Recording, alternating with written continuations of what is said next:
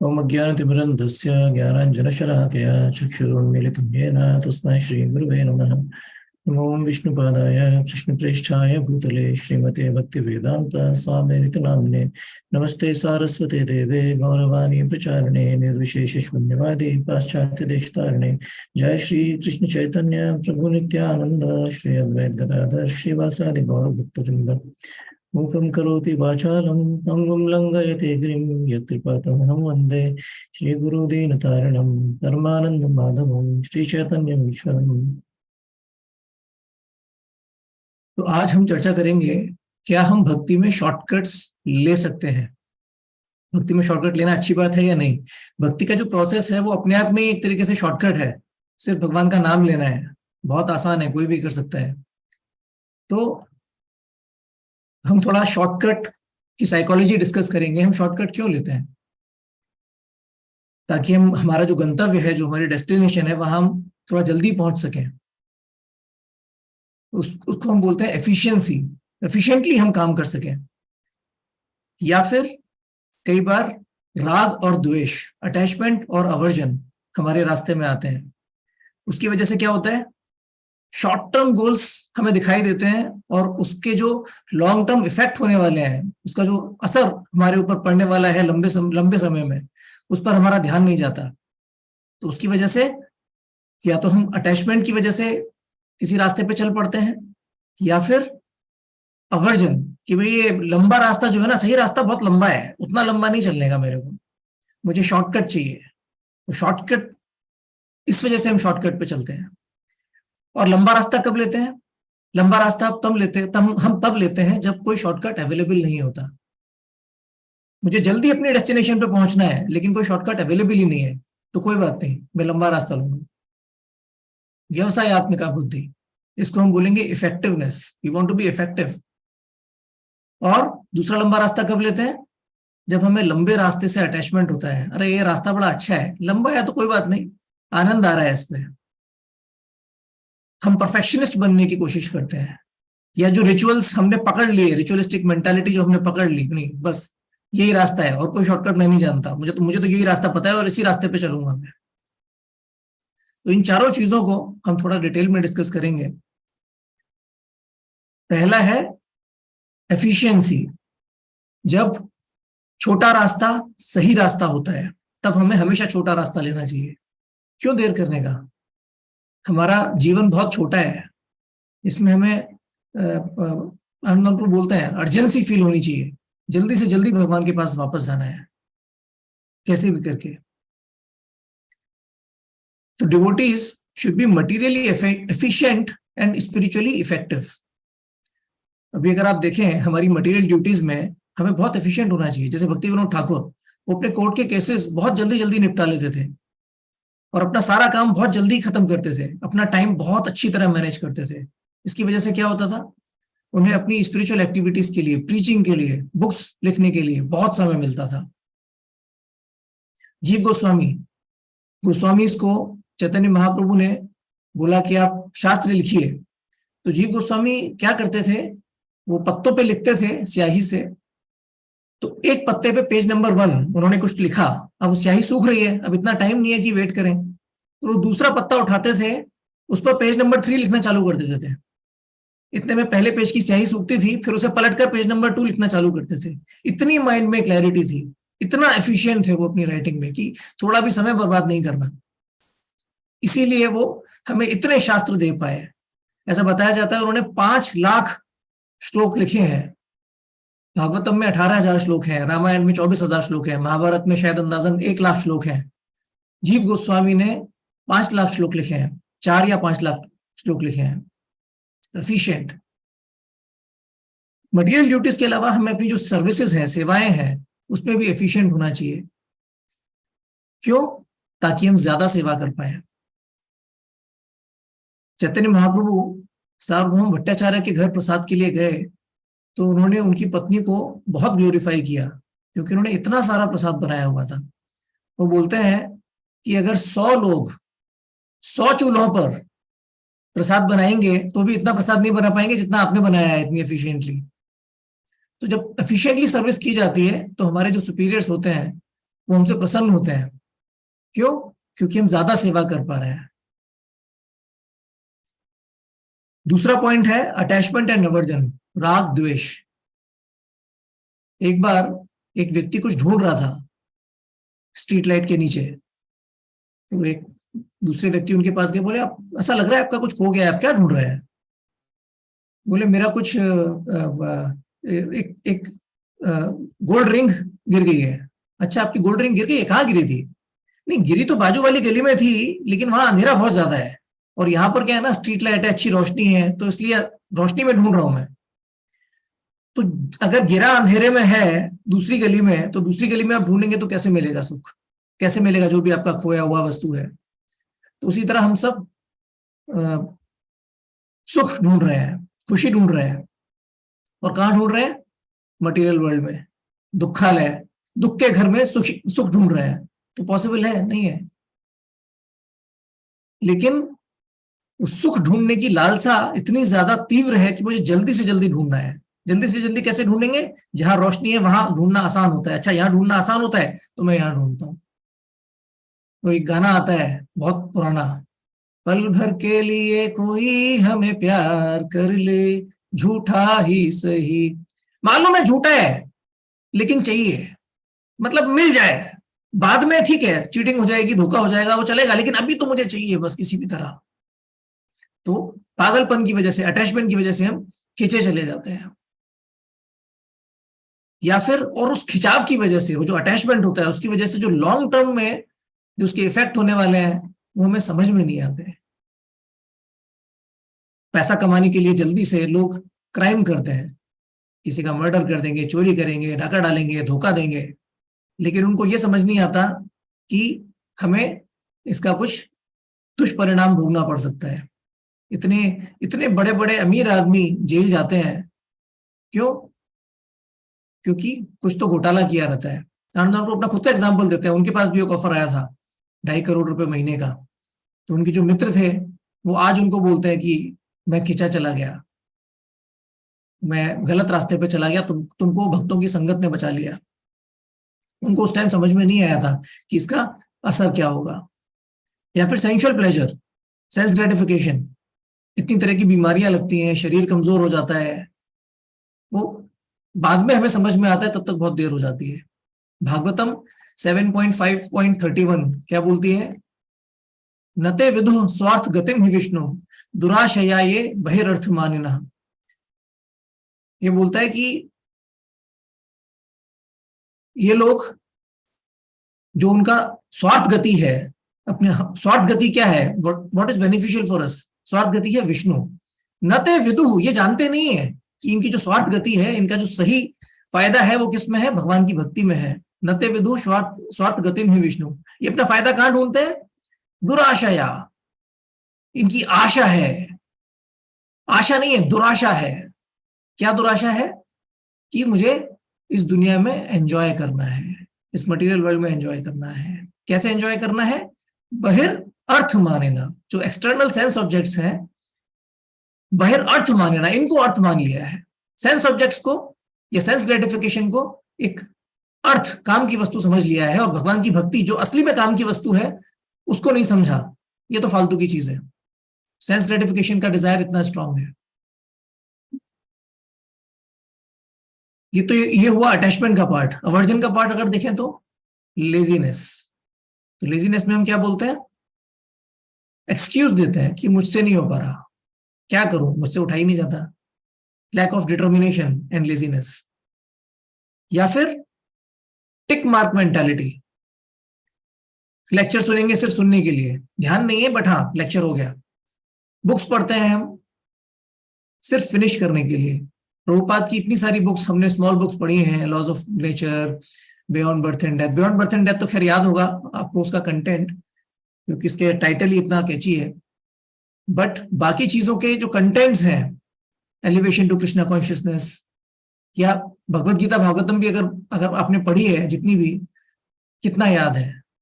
हमें याद नहीं रहता, बस टिक मार्क कर लेते हैं, हाँ ये मेरा हो गया, ये मैंने पढ़ लिया, ये मैंने पढ़ लिया, ये मैंने पढ़ लिया। लेकिन जब बुक डिस्ट्रीब्यूशन के लिए जाते हैं, कोई हमसे पूछता है इस बुक के अंदर क्या है, या तो हमने पढ़ी नहीं होती है, और पढ़ी भी होती है तो उसका कंटेंट नहीं याद होता। क्यों? क्योंकि टिक मार्क लग गया, पढ़ चुका, फिर उसके बाद दोबारा नहीं देखते उसको। एक तरीके से इंटरनल लेजीनेस भी है। क्यों? एक्सटर्नली तो हो गया काम, पढ़ ली बुक, लेकिन इंटरनली उसके अंदर का जो कंटेंट है वो नहीं समझा, तो उसमें कौन मेहनत करेगा? या फिर हम प्रिंसिपल्स को कॉम्प्रोमाइज करते हैं, स्पेशली वैष्णव एटिकेट्स, उसको डिटेल्स समझते हैं। राधानाथ महाराज कई लेक्चर्स में बोलते हैं कि Vaishnava etiquette is not a detail, it is the main principle. कैसे? कई बार कोई सीनियर डिवोटीज हमारे, हम उनसे बहुत फ्रिक्वेंटली मिलते रहते हैं, तो हम उनको प्रणाम करने के लिए उनके आगे झुकेंगे नहीं, या टेंपल में अगर घुस रहे हैं तो दंडवत नहीं करेंगे। इस टाइप से छोटा छोटा कॉम्प्रोमाइज करते हैं, शॉर्टकट लेते हैं। मुझे याद है मैं आनंदराम प्रभु के घर जाता था तो कई बार दंडवत नहीं देता था मैं, और जस्टिफाई करता था, अरे प्रभु जी को झुकने में दिक्कत होती है, माता जी को झुकने में दिक्कत होती है, मैं दंडवत दूंगा तो फिर वो भी दंडवत देंगे। लेकिन फिर मैंने सोचा कि नहीं, मैं देता हूं। तो अब जब मैं देता हूं तो वो भी देते हैं पलट कर, और मुझे तकलीफ भी होती है, लेकिन मुझे समझ में आता है कि वो अप्रिशिएट कर रहे हैं कि हाँ मैं वैष्णव एटिकेट फॉलो करने का प्रयास कर रहा हूं। तो जब हम वैष्णव एटिकेट अपनी तरफ से फॉलो करने का प्रयास करते हैं तो डिवोटीज को बहुत खुशी मिलती है देखकर। कई बार हम बोलते हैं हमें प्रैक्टिकल होना चाहिए, बी प्रैक्टिकल। वो बी प्रैक्टिकल होने के नाम पर हम कई बार प्रिंसिपल्स कॉम्प्रोमाइज कर लेते हैं। बीइंग प्रैक्टिकल का एक्चुअल मतलब क्या है? हमें डिटेल्स कॉम्प्रोमाइज करनी चाहिए कभी कभी, या फिर लोअर प्रिंसिपल्स जो छोटे सिद्धांत हैं उनको कॉम्प्रोमाइज करना चाहिए बड़े सिद्धांतों के लिए, हायर प्रिंसिपल्स के लिए। उदाहरण आता है गोविंदा का, जो चैतन्य महाप्रभु के पर्सनल सर्वेंट थे। तो चैतन्य महाप्रभु एक बार बहुत थक गए थे, तो वो अपने रूम में इस तरह लेटे हुए थे कि उनके पैर अंदर की तरफ थे, सर बाहर की तरफ था, और गेट ब्लॉक कर लिया था उन्होंने कमरे में जाने का दरवाजा। तो वो दहलीज पर इस तरह पड़े हुए थे टेढ़े कि सर आगे की तरफ है, पैर पीछे की तरफ है, और अगर किसी को कमरे के अंदर जाना है तो लांग कर जाना पड़ेगा। और गोविंदा की सर्विस थी कि उनके पैर दबाने हैं। तो उनको समझ में नहीं आ रहा था क्या करें, लेकिन सेवा जरूरी थी, चैतन्य महाप्रभु थके हुए थे, तो वो चैतन्य महाप्रभु को लांग कर उनके ऊपर से निकल गए, जो वैष्णव एटिकेट नहीं माना जाता। उनके ऊपर से चले गए और उनके पैर दबाए। लेकिन अब प्रसाद का टाइम भी हो रहा था, अब प्रसाद कमरे के बाहर है, वो प्रसाद के लिए उन्होंने चैतन्य महाप्रभु को नहीं लांगा। काफी देर के बाद चैतन्य महाप्रभु की नींद खुली, तो उन्होंने बोला, गोविंदा तुमने प्रसाद लिया? महाप्रभु मैं आपको लांग कर कैसे जाता प्रसाद के लिए? अरे मुझे लांग कर नहीं जा सकते, तो अंदर कैसे आए? अंदर भी तो मुझे लांग कर ही आए होंगे ना। हाँ मैं अंदर आपको लांग कर आया क्योंकि आपकी सेवा करनी थी, आपकी सेवा के लिए, लेकिन प्रसाद के लिए मैं आपको नहीं लांग सकता। तो एटिकेट क्या है? किसी को लांगना नहीं चाहिए। प्रिंसिपल क्या है? सेवा करनी चाहिए। तो सेवा के लिए, सेवा ज्यादा बड़ा प्रिंसिपल है, वैष्णव एटिकेट से ज्यादा इंपॉर्टेंट है वैष्णव सेवा। तो उस सेवा के लिए उन्होंने प्रिंसिपल, छोटा प्रिंसिपल कॉम्प्रोमाइज किया, एक एटिकेट कॉम्प्रोमाइज किया। लेकिन अपने पर्सनल एंजॉयमेंट के लिए या नरिशमेंट के लिए, जो भी अपने पर्सनल प्रसाद के लिए, उन्होंने वो एटिकेट कॉम्प्रोमाइज नहीं किया। तो जब हम बात करते हैं प्रैक्टिकल होने की, तो प्रैक्टिकल होने का मतलब है आपका जो प्रिंसिपल है जिसके लिए आप सब कुछ कर रहे हैं वही कॉम्प्रोमाइज नहीं हो जाए, एसेंस कॉम्प्रोमाइज नहीं हो जाए। प्रैक्टिकल होने का मतलब ये नहीं है कि एसेंस कॉम्प्रोमाइज होने दो लेकिन हमें थोड़ा आराम के लिए प्रैक्टिकल होना चाहिए, नहीं, वैसे नहीं। या फिर कई बार हमारा जपा इनअटेंटिव होता है, सेम चीज, क्योंकि फोकस करने में बहुत ज्यादा एनर्जी जाती है। अच्छा जपा करने में बार बार ध्यान रखना, लगाना पड़ेगा, बार बार ध्यान लगाना पड़ेगा, बहुत एनर्जी जाती है। तो कौन इतनी एनर्जी देगा? 16 माला करनी है ना, तो 16 माला तो अनअटेंटिवली भी हो जाएंगी, टिक मार्क तो वैसे भी लग जाएगा। तो हम फॉर्म पे ध्यान देते हैं, सब्सटेंस पे ध्यान नहीं देते। या फिर अटैचमेंट टू मनी।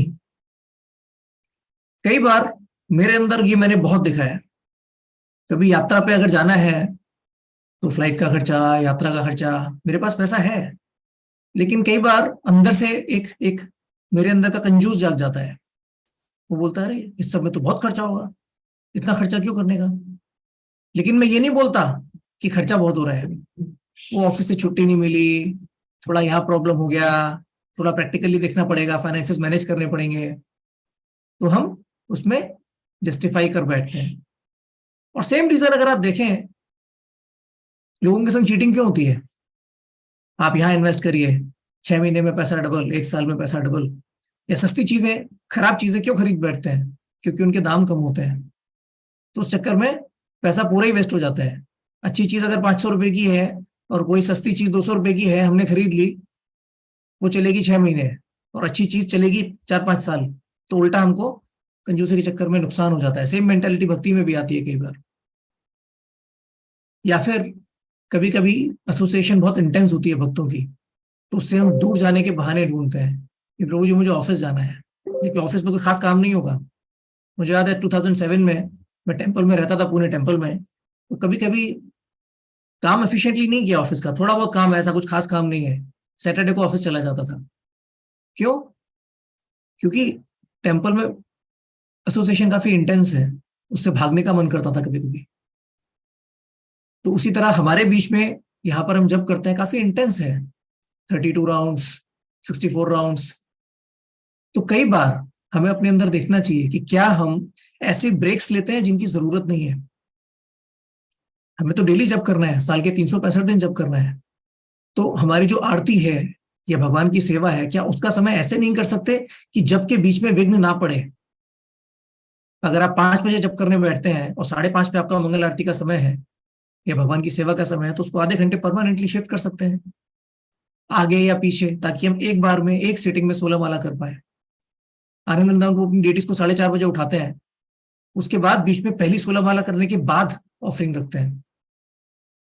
अनलेस कोई इमरजेंसी है, किसी डिवोटी को जाना है, तो फिर वो प्रिंसिपल देखते हैं। प्रिंसिपल क्या है? वैष्णव सेवा बड़ा प्रिंसिपल है।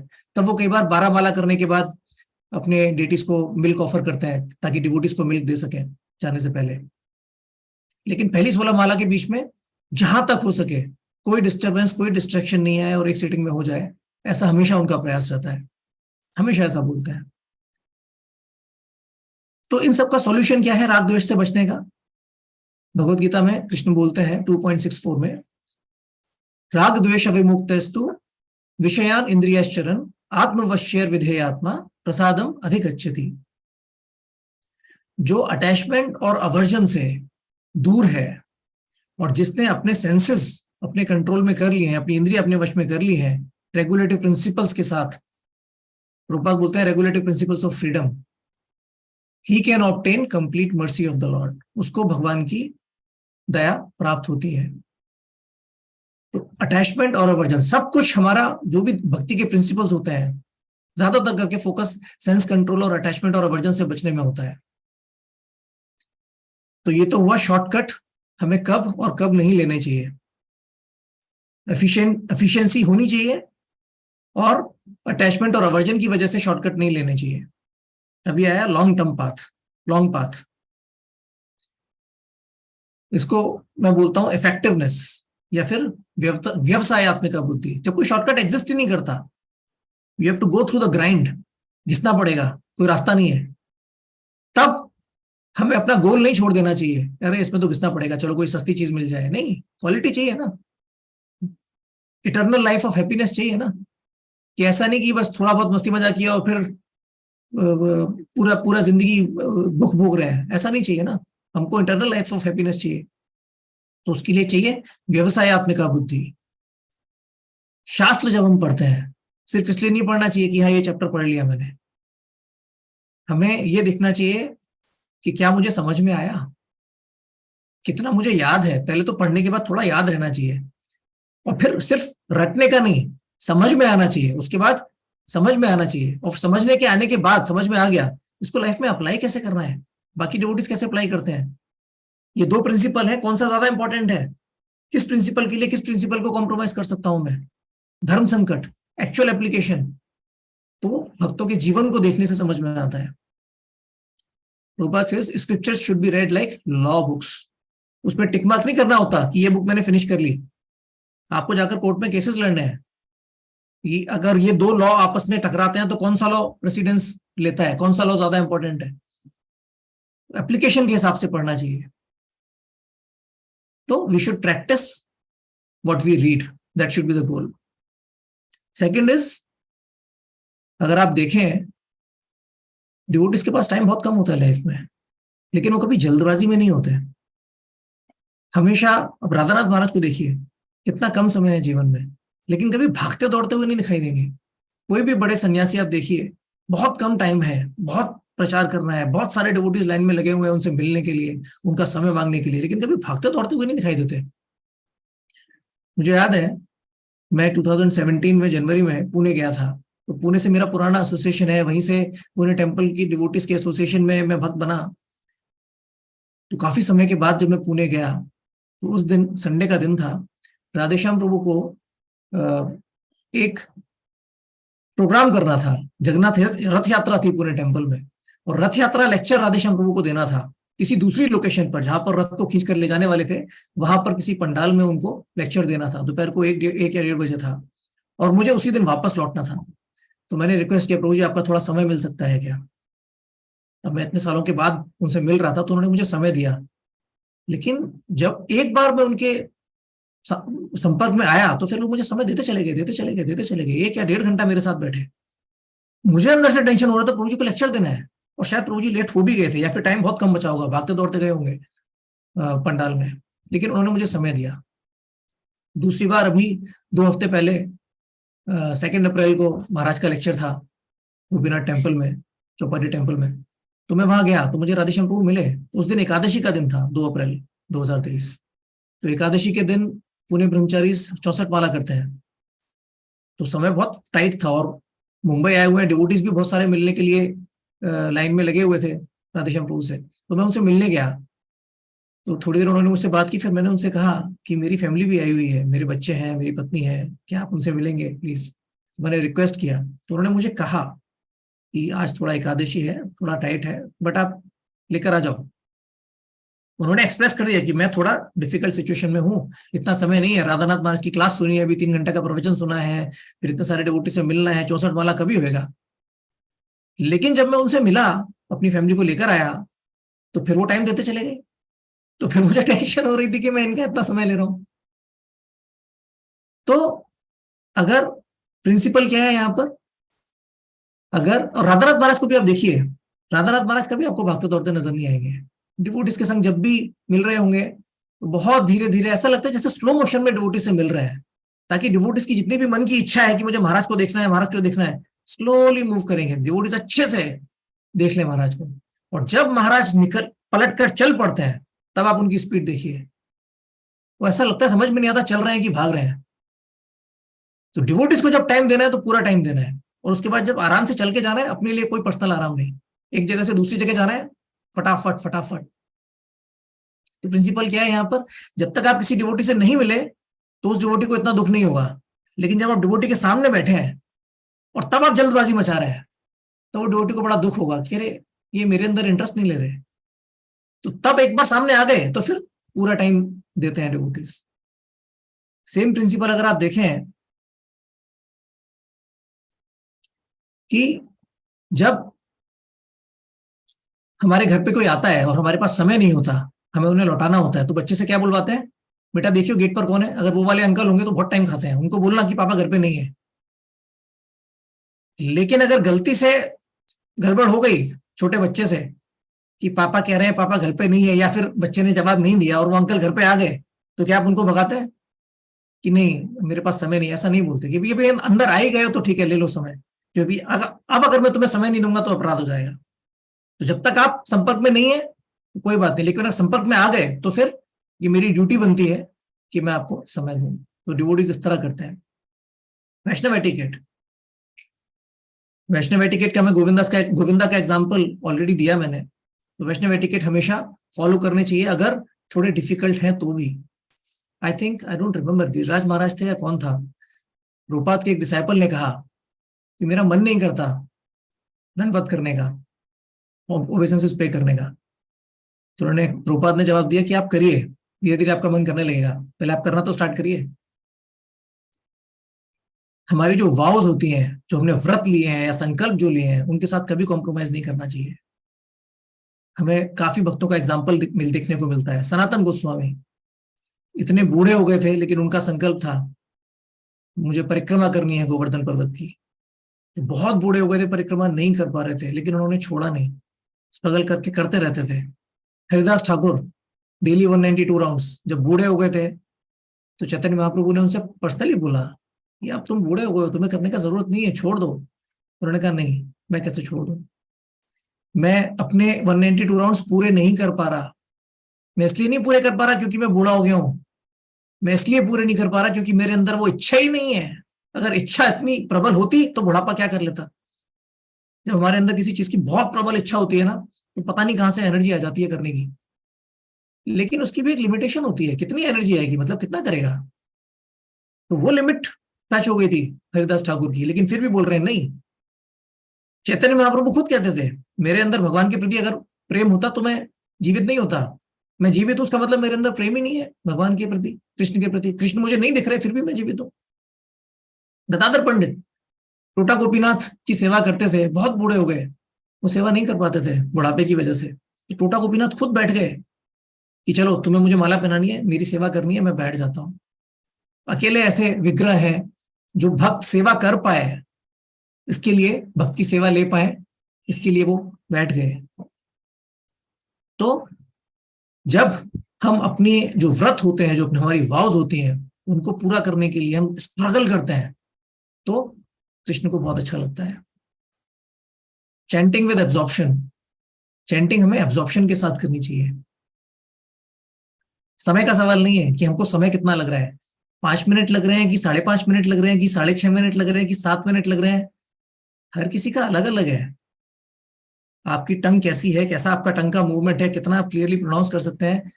मोस्ट इंपॉर्टेंट प्रिंसिपल इज कितना आप एब्जॉर्ब्ड हैं जप में।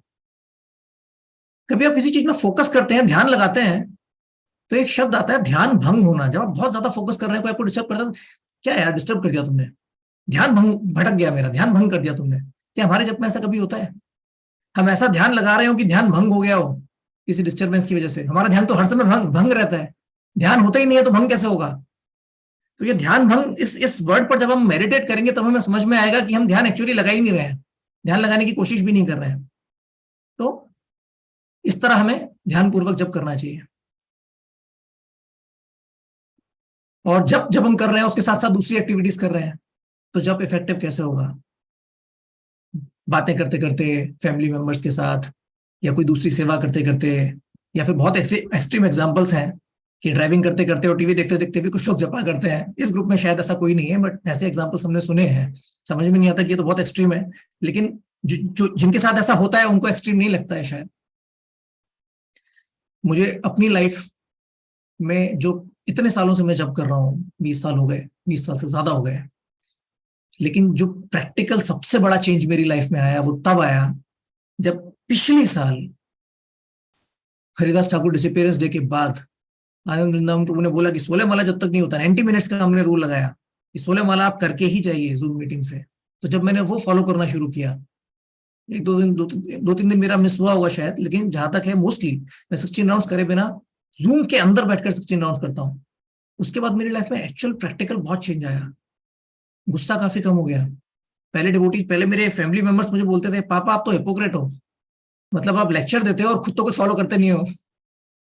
अभी उतना नहीं बोलते। थोड़ा सा चेंज मुझे भी दिख रहा है, उनको भी दिख रहा है। ये जब इफेक्टिवली चैंटिंग की, ध्यान पूर्वक जब किया अटेंशन के साथ, तब उसका असर अच्छे से दिखता है। या फिर एक एक स्पेशल केस, जब हम लंबा रास्ता चुनते हैं, ये गोपीनाथ में देखने को मिलता है। जब पुष्य अभिषेक होता है, when path itself is the goal, जल्दी जल्दी नहीं करना। जब पुष्य अभिषेक होता है, जब सारे भक्त बैठकर वो फूलों की पत्तियां तोड़ते हैं भगवान के अभिषेक के लिए, तो वहां पर क्या ज्यादा इंपॉर्टेंट है? ये इंपॉर्टेंट नहीं है कि फटाफट पत्तियां निकल जाए और काम हो जाए। सारे भक्त साथ में बैठकर टेम्पल हॉल में सेवा कर रहे हैं, वो ज्यादा इंपॉर्टेंट होता है। या फिर आनंद प्रभु के जो बेटे हैं रघुनाथ प्रभु, वो डीटी ड्रेसेस की सेवा देखते हैं। तो डीटीज के लिए जब ड्रेस बनती है तो एक बार उन्होंने क्या किया, जो कांग्रेगेशन के टीनेजर बच्चे थे उन सबको एंगेज किया पेंटिंग करने के लिए भगवान की ड्रेसेस पे। तो उसमें बहुत सारे बच्चे एंगेज हुए। तो राधानाथ महाराज बहुत प्रसन्न थे। बहुत ज्यादा समय लगा, बहुत ज्यादा एनर्जी लगी, लेकिन वो बहुत प्रसन्न थे। क्यों? क्योंकि बच्चों को भक्ति में एंगेजमेंट मिल रहा है। डायरेक्टली आप बोलें कि भाई साधना करो, प्रभुपाद की बुक्स पढ़ो, चैंटिंग करो, शायद नहीं कर पाएंगे, लेकिन इसमें उनको बहुत पॉजिटिव एंगेजमेंट मिला और वो भक्ति की तरफ अट्रैक्ट हुए। समय ज्यादा लगा, यही आप किसी प्रोफेशनल उससे करवाते तो शायद समय कम लगता, लेकिन पर्पस क्या है? यही तो पर्पस है, एंगेज करना।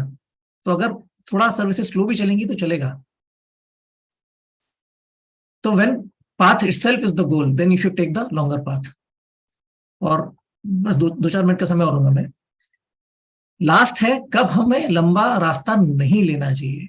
जब हमारी परफेक्शनिस्ट मेंटालिटी हो या रिचुअलिस्टिक मेंटालिटी हो या कई बार हमारे मन में एनवी हो, तब हम जस्टिफाई करते हैं ये रास्ता लेना चाहिए। क्यों? क्योंकि मैं इस रास्ते पे चल रहा हूं। मुझे याद है ब्रजबिहारी प्रभु बोलते हैं, rituals are important as long as we follow the spirit of rituals. Spirit plus ritual becomes spiritual. जब उसमें स्पिरिट नहीं है तो सिर्फ रिचुअल है, और उसके अंदर स्पिरिट डाल दिया तो रिचुअल बिकम्स स्पिरिचुअल। मैं पुणे टेम्पल में था, 2007 की बात होगी, 7 या 8 की बात, 7 की बात होगी। तो निर्जल एकादशी का दिन पड़ा था। तो काफी वक्त नहीं रख पाते, बहुत मुश्किल होता है उनके लिए, तो कभी कभी थोड़ा पानी या थोड़ा प्रसाद ले लेते हैं। तो टेम्पल में व्यवस्था थी थोड़ा बहुत एकादशी प्रसाद की, कि जिन भक्तों के लिए बहुत ज्यादा मुश्किल हो रहा है वो ले सकते हैं। तो मैंने शाम को देखा राधे श्याम प्रभु भी प्रसाद ले रहे थे। मैंने कहा ऐसे कैसे? वो अंदर प्राइड, मैं इतनी ऑस्टेरिटी कर रहा हूँ, देखो मैं राधे श्याम प्रभु से भी ज्यादा महान हूं।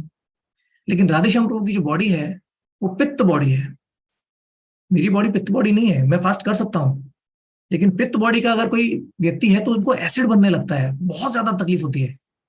मतलब इतनी ज्यादा तकलीफ हो जाए कि आप अगर भगवान के नाम का जप ही नहीं कर पा रहे तो क्या फायदा। वहां होना होता है बी प्रैक्टिकल।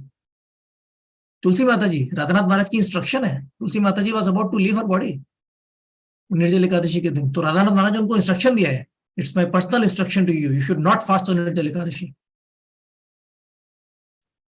तो मैं ऑब्जर्व क्यों कर रहा था राधेश्याम प्रभु को? वो अंदर एक एनवी थी, एक प्राइड थी, देखो मैं तो महान भक्तों से भी ज्यादा महान हूं। तो हम भी कई बार लोगों को करेक्ट करते हैं, तुम ऐसा क्यों कर रहे हो, ऐसा करना चाहिए, ऐसा वैष्णव एटिकेट है, ऐसा प्रिंसिपल है। तो जब हम दूसरों को करेक्ट करते हैं और ये सोच समझना भूल जाते हैं कि ये सामने वाले को कितना हर्ट हो रहा है, वो एक बैलेंस देखना बहुत जरूरी है। सामने वाले को कितनी तकलीफ हो रही है ये देखना बहुत जरूरी है। चैतन्य महाप्रभु ने खुद अपने एग्जाम्पल से बताया। शिवानंद सेन उनके एक भक्त थे जो पूरी यात्रा मैनेज करते थे। जो डिवोटीज नवद्वीप से जगन्नाथपुरी जाते थे तो पूरी यात्रा का मैनेजमेंट शिवानंद सेन करते थे। यहां तक कि यात्रा में जो एक कुत्ता भी एक बार उनके साथ चल रहा था तो उसके प्रसाद का भी ध्यान रखा उन्होंने। और कोई यात्रा का वो नहीं लेते थे कि यात्रा का आपका कंट्रीब्यूशन इतना है, सारा का सारा खर्चा खुद करते थे। तो उसमें एक बार थोड़ी कमी हुई और थोड़ा प्रसाद लेट हो गया तो नित्यानंद प्रभु ने उनको लात मारा। आप ये सोचिए, आप इतनी सेवा कर रहे हैं और थोड़ा बहुत तो मिस्टेक हो ही सकता है, but he supreme lord Nityananda Prabhu. तो उनके जो नेफ्यू थे, भतीजे भतीजे भांजे, आई डोंट नो, श्रीकांत, उनको बहुत बुरा लगा। बोले ऐसा कैसे कर सकते हैं नित्यानंद प्रभु, मेरे मेरे अंकल इतनी सेवा कर रहे हैं और आप उनको लात मार रहे हैं। तो वो बहुत परेशान हो गए और वहां से चले गए और चैतन्य महाप्रभु के पास गए। तो चैतन्य महाप्रभु को जब उन्होंने दंडवत प्रणाम किया तो उनका जो वस्त्र था कंधे पर, उस वस्त्र को नहीं उतारा। तो एज पर वैष्णव एटिकेट आपको वो वस्त्र उतारना चाहिए जब आप किसी बड़े के सामने झुक रहे हैं। तो वैष्णव एटिकेट में थोड़ा गड़बड़ हुआ, चैतन्य महाप्रभु ने करेक्ट नहीं किया। चैतन्य महाप्रभु ने बोला इसको करेक्ट मत करना अभी, क्योंकि ये मेंटली डिस्टर्ब्ड है। सिमिलरली सार्वभौम भट्टाचार्य, जब सार्वभौम भट्टाचार्य को दया आई चैतन्य महाप्रभु के प्रभु पे कि चलो मैं तुम्हें वेदांत पढ़ाता हूँ, 7 दिन तक वेदांत पढ़ाया, लेकिन चैतन्य महाप्रभु ने उनको करेक्ट नहीं किया। 7वें दिन के बाद जब उन्होंने बोला तुम्हें कुछ समझ में आ रहा है कि नहीं, तब जाकर उन्होंने उनको करेक्ट किया। उससे पहले उनको करेक्ट नहीं किया, अरे तुम क्या मुझे वेदांत पढ़ाओगे, मैं तो खुद भगवान हूं, नहीं कुछ नहीं बोला। ये भी नहीं बोला कि आप आपकी आपकी सोच गलत है, आपका जो वेदांत आप पढ़ा रहे हैं ये गलत है, ये मायावाद पढ़ा रहे हैं आप, या जो भी ढंग से नहीं पढ़ा रहे हैं आप। सनातन गोस्वामी जब सब कुछ छोड़कर चैतन्य महाप्रभु से मिलने आए थे, तब उनके कंधे पर एक बहुत महंगी शॉल थी। तो चैतन्य महाप्रभु ने करेक्ट नहीं किया, सिर्फ देखा उस शॉल की तरफ, और सनातन गोस्वामी समझ गए। तो वो जाकर एक भिखारी से अपनी शॉल बदल कर लेकर आ गए। एक फटी हुई शॉल, फटा हुआ कंबल उन्होंने ले लिया और अपना अच्छा कंबल, महंगा कंबल एक भिखारी को दे दिया। तो दूसरों को करेक्ट नहीं करना चाहिए। या फिर कभी कभी हम इतनी इंटेंसिटी से कुछ भक्ति करने की कोशिश करते हैं कि हमारा एसेंस ही मिस हो जाता है।